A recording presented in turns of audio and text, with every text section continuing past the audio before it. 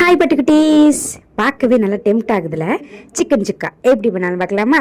First கடாயில் oil ஊற்றிக்கிட்டு அதில் நீட்டில் வகையில் கட் பண்ண ஆனியனை ஆட் பண்ணி நல்லா ஃப்ரை பண்ணி எடுத்துப்போம். அதுக்கப்புறம் சிக்கன் ஆட் பண்ணிவிட்டு ஃப்ரை பண்ண ஆனியனை ஆட் பண்ணிக்கிட்டு தேவையான மசாலா ஆட் பண்ணிக்கலாம். Chilli, coriander, garam masala, cumin powder எல்லாத்தையும் ஆட் பண்ணிக்கிட்டு ஜிஞ்சர் கார்லிக் பேஸ்ட், மஞ்சத்தூள், உப்பு, கொஞ்சமாக கர்ட் அண்ட் நெய் ஆட் பண்ணிக்கலாம். நல்லா மிக்ஸ் பண்ணிவிட்டு அது நல்லா 1 hour ஊறட்டும்.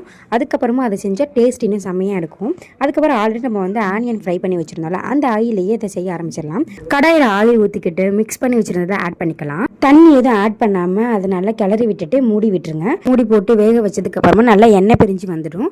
அதுக்கப்புறமா கொத்தமல்லிலாம் தூவி விட்டு இறக்கிக்கலாம். எப்படி இருக்குன்னு இன்றைக்கி மாமா கிட்ட டேஸ்ட்டுக்கு கொடுக்க போகிறோம்.